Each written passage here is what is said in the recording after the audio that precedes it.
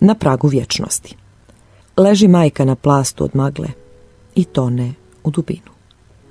Smrt je blizu, ali se ona ne da sve bržem ringišpilu što između zemlje i oblaka kao at na gumnu optrčava i cijedi potonje kapi života, slaže suve suze i kreće u maglu, u natrulo korijenje, u pepeo trajanje.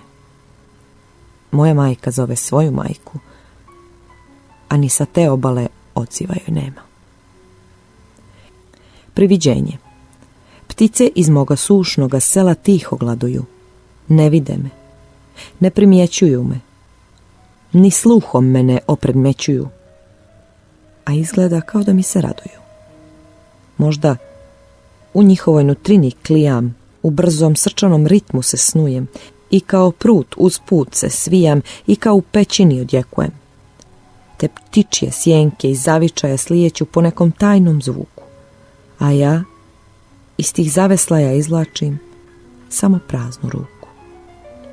Mjesečeve suze. Pred tim vratima vazda me srela smršena griva bagrema, kuće koje ne umije da ujeda i brava za koju ključa nema. Pred tim vratima ruke postaju tuđe, blijedi odsjaj večernja polutama. Pred tim ulazom pitao sam sebe zašto se vrata ne otvaraju sama.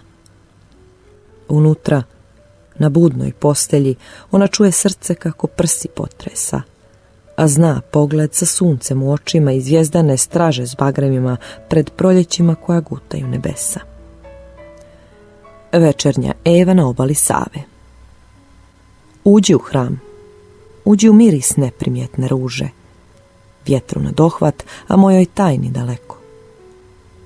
Uđi u san, u kipki val zvijezde da produže lika tvoga dah. U hramu snova je meko, tamo ispruži svoje providne prste da sunca, zrak ili mrak poigra se s njima. Ispusti lica prah na stare stijene. Čvrste drobe se strijele pod otrovanim kopljima. Sad miran je grad i mir mu s obala sviće. Trava se množi da cvijetom glas ti hrani. Moju žeđ od svog tvrdog sna odbrani. I zasnuj dom za neukrotivo biće. Kafa u vagon restoranu. Kroz magleno slabovido okno sjede šume zamiču uz brda, u tunele i oštre okuke i istope se rijetka bravlja krda. Sumnjiv tutanj prastarih kotača vuče me u davne razurdane, na potonjoj razvalini rata, u pećine strahom prosijane, pored mutne nadošle morače, u proklete nikoljanske drače. Odjekuju na mrtvačku, zvona rijeka nosi glave odsječene, kroz bukove, kosti usitnjene, plovi truplje klano od iskona. Usred zime i uz grsti leda, s rafalima što poniješe đeda, u daleke vrćem se doline.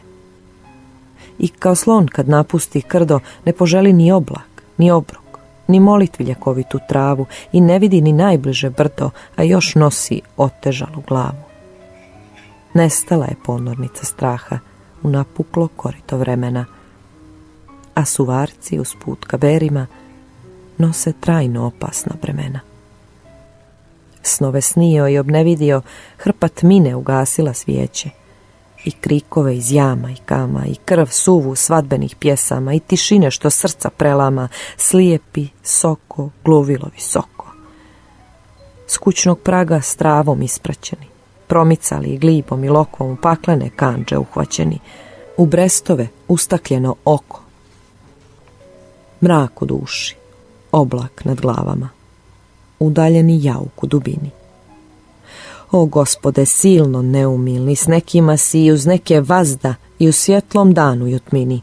Jesam li se uzalud molio kao pčela i kao mrav bdio ka vječnosti nad kojom si gazda? Na Nikoldan svetoga Nikole, jedne sveti, druge obe sveti. Uklonite i ruke i suze, oči suše zaleđene duše, u ožiljke rane se preruše. Osamljeno, na blatnom puteljku, žutnom trakom na sivom potiljku, mokrom maglom kroz gomile gliba, premorane strahovi nas vode. Pored groblja vojnici prohode kao mravi grabe iza brijega. Pada klada i potonje lišće. Gavrani se u selice sele.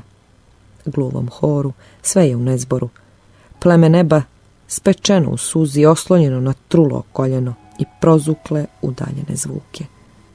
Otud neko čudovište puzi i pruža nam svoje skelet ruke. Mokar je put kojim svoje breme dušom nosim kao jagnje sveto. Mirno jagnje, olinjalo pseto. Korim svoju sjenku ogoljenu i gubim je u prozukloj tmini, izdvojen iz beskrajnoga krda. Ka potonjoj putujem tišini.